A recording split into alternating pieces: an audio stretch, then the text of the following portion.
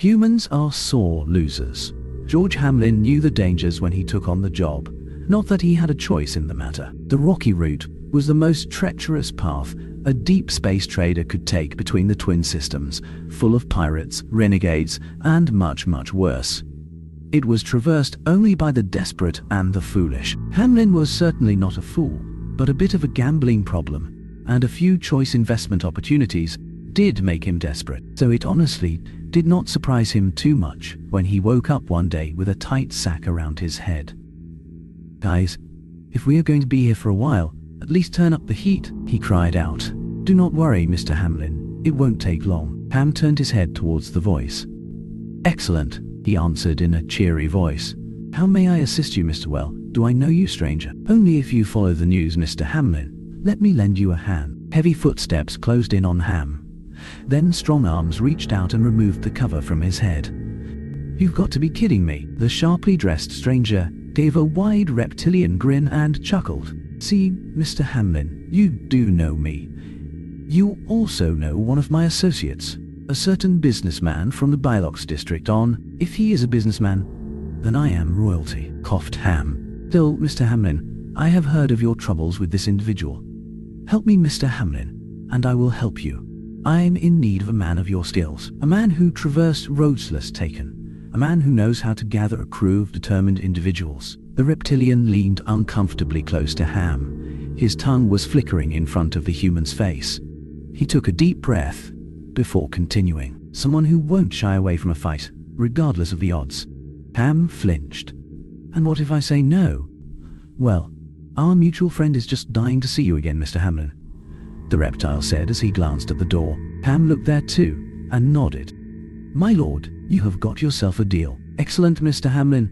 We will go over the details very soon." Ham's reputation among the traders and smugglers of the dark alleys of backwater spaceports was enough, albeit barely enough, to gather a crew for the journey. They wouldn't end up on your local logistics company's advertisement campaign. That is for sure. There was a Bilox operator. His face had more scars than untouched parts, and a Tavalani gunner whose hair was a bigger mess than her choices in bed partners. After them, 2 Growler Cruans joined, brothers and always at each other's throats. Finally, an An-3 navigator was hired, whose arthropodic presence in the cockpit would cause an inexperienced traveler to pass out. And last, but not least, our captain, the Ham himself. 2 weeks had passed since they have set out on their merry journey. It was blissfully uneventful so far. They only had a quick chase at the castle, where Klee notched up a few drone kills. There was also a mild meteor shower at the Black Patch, which knocked out navigation and the sensors for a couple of hours. But outside of these mild inconveniences, it was smooth sailing. Frankly, the biggest danger to the ship have been the ever meaner pranks the brothers have played on each other. Things remained calm until the morning of the 15th day, when Deltenra, the An-3 navigator, walked up to Ham in the mess room. "So, Captain," he began, "you humans have a very fine toy. It is called the Geiger Müller counter. Are you familiar with it?" The small black device he held made a bit of noise. It was its default chatter, but the accusation was clear to everyone. "Are we transporting atomics?" Klee demanded. The scarred Tellan coughed up his ale, and even the brothers ceased their usual tableside antics. All eyes stared at Ham. He ate the last bite of his sandwich, calmly chewed and swallowed it, before washing it down with the cheap ale they got from the castle. Only then he finally faced his crew. "Apparently so. I didn't have the opportunity to ask questions," he said in a maddeningly calm voice. "It will be fine. Just steer clear of the containers." "It will be fine," Klee yelled. "Atomics? We smuggle atomics and you say it is fine? Do you have any idea what will happen if they catch us with these damned things? There won't even be a trial. No one will ever find our bodies." The gunner was beyond furious. "It is always a possibility." Ham started, but he was interrupted by Tellan. "Like hell it is. We are not pirates. Sure, all of us walk on the darker grey side of the law, and if someone offers me a nice deal to avoid paying those pesky tariffs, I'll take it. But this is a whole other ballgame. I'm telling you, it will be..." "Don't say fine. Don't you dare say fine." Yelling and cursing filled the small room. "Witless fools. gutless cowards, and greedy bastards were oft mentioned.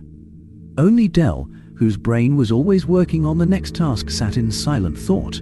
He finally raised an appendage. He held it up until the commotion died down, and all eyes were looking at him. This changes a few things, wouldn't you agree, Captain? Ham cleared his throat. You obviously deserve extra for this inconvenience, all right? All right, you will get double, he said, after he looked into the blazing eyes of Klee. The money, I'm afraid, is not our greatest concern, my dear Captain, Dell said, as he rubbed together his two uppermost appendages. It is, as our comrades have mentioned earlier, atomics. I know the dangers, Dell, but it cannot be helped now. Klee scoffed. We have an airlock, and we have another 2 weeks until we reach civilization again. We can help it. Still not our greatest concern, my dear. The arthropod continued. Tell me, Captain, who is our employer? The Briskwood. Captain, please. Dell made a facial expression that passed for a smile among his species, a gesture which the rest of the galaxy found extremely disturbing. Our real benefactor, if you will. Ham cleared his throat again. I can assure you, he is a man of great discretion. Dell smiled again. It freaked out the crew even more than the nukes. Of course he is. Somebody who deals with atomics must be a man of utmost discretion. It just comes with business, isn't it? But where does this lead us, Captain? The crew waited for him to continue. I would argue that someone who deals with atomics is very discreet in his dealings and has enough financial backing to fund it. Alice, a man who doesn't like loose ends. Dell waited for his associates to digest his words. Klee licked her lips. Telon scratched his arm, and the brothers sat in uncharacteristic silence. We have to bail, Telon said. It's the only way we can survive this. Can't do. Ham shook his head. Screw the money, we are getting out, Klee yelled. No amount of money is worth dying for. Can't do, Ham said with a frown. They know who we are. We would be hunted to the edge of the universe. I would have done it alone. But I need you to fly this ship. Just why did you take on this job? Klee demanded. Well, why did you? No choice, eh? Companions, we need a plan, Dell concluded. Another week and a half passed, and the battered freighter was nearing its destination. The second half of their voyage felt more like the true rocky route experience, and Ham's little crew had to choose wisely between fighting and hiding. What little time they had between battles was spent hard at work, which forged them together as a team, very much to their surprise. All right, Captain, we are ready, said Dell. Good luck to all of us, answered Ham, and pushed 2 buttons in the cockpit. The first one started a hull breach alarm. The second began a countdown, which would launch the ship's only lifeboat into space in 2 minutes. Ham set the freighter to full speed and aimed for the rendezvous point. Soon the lifeboat containing the rest of the crew detached from it, and Ham prepared himself for the coming confrontation. The ship soon arrived at an abandoned warehouse. It was once used as a fueling station for those who would be taking the rocky route, in a time when it was still called the starry route. He docked at the old station, locked the vessel, and entered the structure. Shockingly enough, the life support systems were still working. Truly a marvel of human engineering. He held his left hand inside his pocket, firmly holding onto something. Mr. Hamlin, I'm glad you could make it. I hope you had a safe journey. Now, where are your companions? Ham stopped by a large crate and looked at the speaker.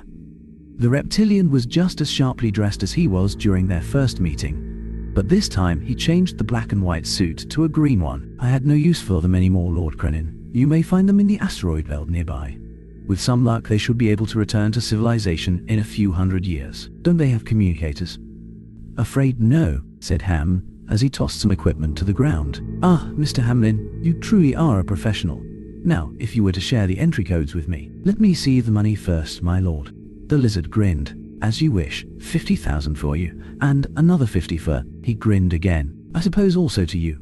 Your debts have already been settled. From now on, you are a rich man. One of his henchmen put a console in front of him, and Krenin initiated the transaction. It took a painfully long minute, but Ham's own console blipped, signaling that the money has arrived. Ham forwarded it to 5 different accounts. Here are the codes, Lord Krenin. It was a pleasure doing business with you, he said as he sent the information through. A group of heavily armed mercenaries passed him by and entered the freighter. Soon, They radioed their boss. "All clear, my lord.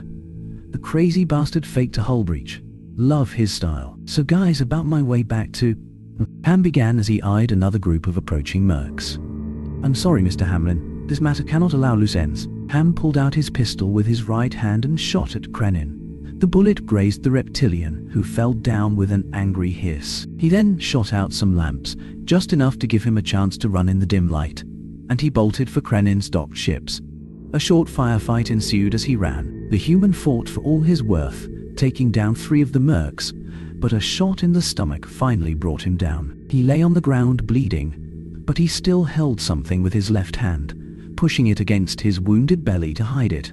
He held it firm, even as the mercs grabbed his pistol, even as they dragged him in front of Krenin. The lizard examined his injured face in a mirror and frowned.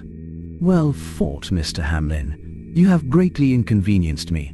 I must admit, I will be live on air in just 2 days. An unfortunate incident is about to happen in one of the outer colonies. Callan, maybe." Ham spat at him and struggled against the guards. A kick to the side calmed him down a bit. "And you still fight, instead of admitting defeat and saving your dignity. Ah, you humans are such sore losers, Mr. Hamlin." Ham gave him a bloody grin. "Speaking of which, Lord Krenin, are you familiar with the concept of dead man's switch?" He finally opened his left fist. The massive explosion was visible even from the distant lifeboat. One of the nuclear devices was earlier rigged by Dell, and when it detonated, its blast took the rest of the nukes with it, along with the old station and everyone present. The former crew of George Hamlin watched on in sorrow. "That bastard," spat Klee. Tellan sighed. "There is nothing we can do. Let's get the hell out of here." The modified boat that they fitted with a makeshift engine took off and made its way back towards civilization. The gloomy mood only changed when they have reached the satellite coverage of Tegandara, one of the outer colonies. Here, their personal consoles lit up almost in unison, informing them of 20,000 credits being deposited into their accounts. A week later, a brand new freighter was presented to its 5 proud co-owners. It was fresh and clean, and far more elegant than anything they had ever owned before. One of the Growler brothers even shed a few tears of joy. Tellan took the captain's seat. "All right, Dell, get us going." "With pleasure." The George Hamlin declamped from the anchorage and began its first mission. "You know," said Klee, "we should get a human on board. They have some wild ideas."